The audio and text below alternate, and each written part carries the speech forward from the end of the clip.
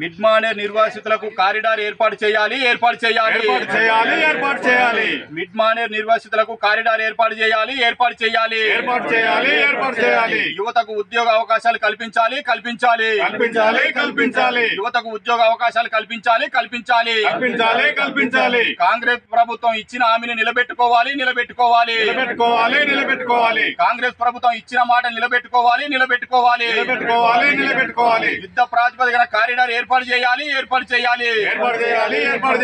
యుద్ధ ప్రాతిపదికన కారిడార్ ఏర్పాటు చేయాలి.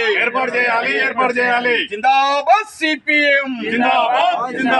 జిందాబాద్ సిపిఎం. ఈ ప్రభుత్వం చెల్లిస్తున్న 5,04,000 రూపాయలు ఏదైతే ఉందో పారదర్శకంగా చెల్లించాలి. ఈ ప్రభుత్వం చెల్లిస్తున్నటువంటి 5,04,000 రూపాయలు పారదర్శకంగా చెల్లించాలి.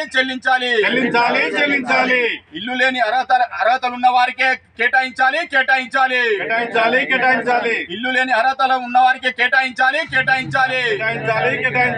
మిడ్ మానేర్ నిర్వాసితులకు కారిడార్ ఏర్పాటు చేయాలి. యువతకు ఉద్యోగ అవకాశాలు కల్పించాలి. ప్రభుత్వం మొండి వైఖరి నశించాలి. ప్రభుత్వం మొండి వైఖరి నశించాలి. జిందాబాద్ సిపిఎం. జిందాబాద్ సిపిఎం.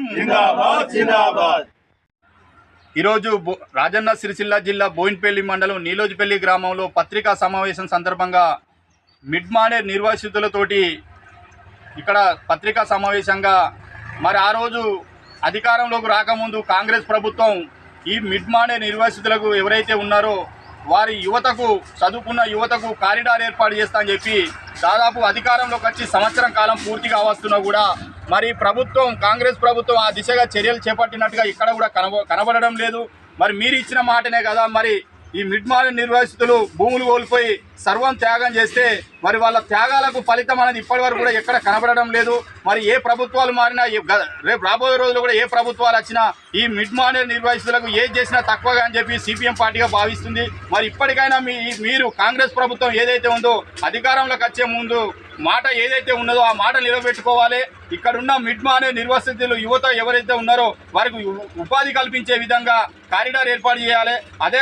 అలాగే మీరు దాదాపు ఒక 200 కోట్లు ఇందిరమ్మ ఇండ్ల కింద కేటాయిస్తున్నప్పటికీ అందులో ఎక్కడ కూడా అవినీతికి ఆస్కారం లేకుండా అర్హులైతే ఎవరైతే ఉన్నారో ఇల్లు లేని వారికి ఖచ్చితంగా వారిని ఎంక్వైరీ చేసి వారికే ఇవ్వాలని చెప్పి ఈ సందర్భంగా ఇంటింటా సర్వే చేసి ఖచ్చితంగా ఇల్లు లేని వారు ఎవరైతే ఉన్నారో వారికే పారదర్శకంగా కేటాయించాలని చెప్పి ఈ సందర్భంగా బోయిన్పల్లి మండల సిపిఎం పార్టీ పక్షాన జిల్లా పార్టీ పక్షాన డిమాండ్ చేయడం జరుగుతుంది. అలాగే మీరు ఇచ్చిన మాట ఏదైతే ఉందో కారిడార్ అనేది యుద్ధ ప్రాతిపదికన ఏర్పాటు చేయాలి. ఎందుకంటే ఇక్కడున్న చదువుకున్న యువకులు ఉపాధి లేక పని లేక అమాలి పని చేసుకుంటూ భవన నిర్మాణ రంగంలో పనిచేసుకుంటూ వారి చదివిన చదువుకు విలువ లేకుండా పోతుంది. కాబట్టి ఖచ్చితంగా మీరు ఆ దిశగా ప్రభుత్వం ఆలోచించాలి. యుద్ధ ప్రాతిపదికన కారిడార్ ఏర్పాటు చేయకపోతే రాబోయే రోజుల్లో ఈ మిడ్ మానేర్ నిర్వాసితుల యువతను కూడగట్టుకొని పెద్ద ఎత్తున రాజన్న సిరిసిల్ల జిల్లా కలెక్టర్ కార్యాలయం కూడా ముట్టడి చేస్తామని చెప్పి ఈ సందర్భంగా మరొకసారి ప్రభుత్వాన్ని హెచ్చరించడం చేయడం జరుగుతుంది. జిందాబాద్ సిపిఎం.